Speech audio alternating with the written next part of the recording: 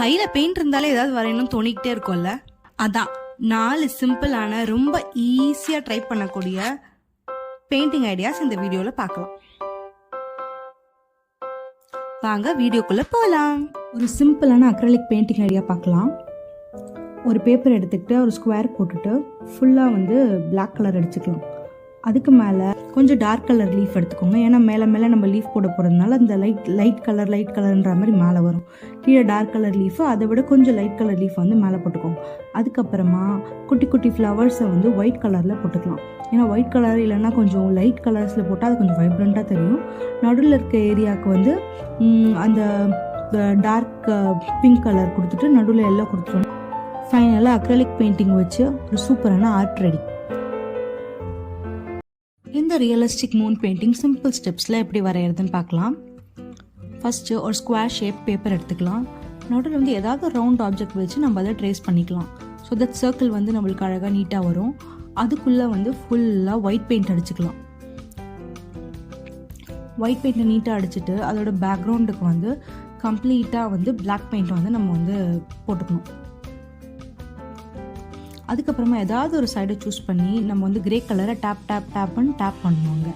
அப்புறமா அதே சைடில் கொஞ்சம் டார்க் கிரே கலர், முன்னாடி அடித்த கிரே கலரை விட கொஞ்சம் டார்க்காக கிரே கலர் எடுத்துக்கிட்டு விட்டு லைன் மாரி அதே மாதிரி டேப் பண்ணிக்கலாம். அப்புறமா அதே சைடில் ஒரு பாயிண்ட்டை சூஸ் பண்ணிக்கிட்டு ஒயிட் பெயிண்ட்டை வச்சு இந்த மாதிரி கர்வ்ஸ் ட்ராப் பண்ணோன்னா நம்மளுக்கு இந்த realistic Moon ready.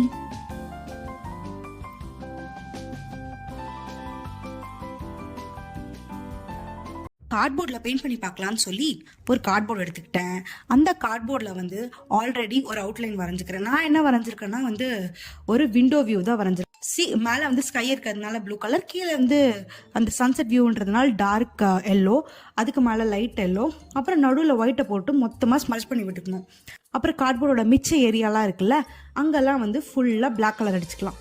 Black colour அடிச்சதுக்கப்புறம் seriously அதோட எஃபெக்டே வேறு மாதிரி இருக்கும். அதுக்கப்புறமா சின்ன கிளவுட்ஸ் போட்டுக்கலாம். அப்புறம் குட்டி பாட்ஸ் போட்டுக்கலாம். சின்ன டீட்டெயிலிங் தான் அந்த டிராயிங்கே சூப்பராக இருக்கும். இப்போது மேலேருந்து சில பிளான்ஸ் தொங்குற மாதிரி போட்டுக்கலாம்.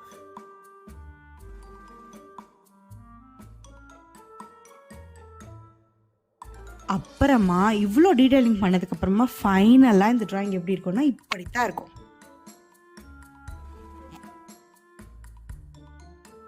ஈஸியாக ஒரு சீனரி ட்ரை பண்ணி பார்ப்போமா?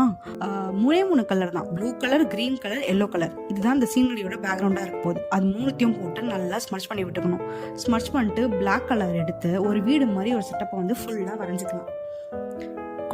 குட்டியாக அந்த தூண்கள் அதெல்லாம் போட அந்த டிராயிங் ரொம்ப அழகாக இருக்கும். அது பக்கத்துலேயே ஒரு சின்ன ட்ரீ இருக்கிற மாதிரி வரைஞ்சிக்கலாம்.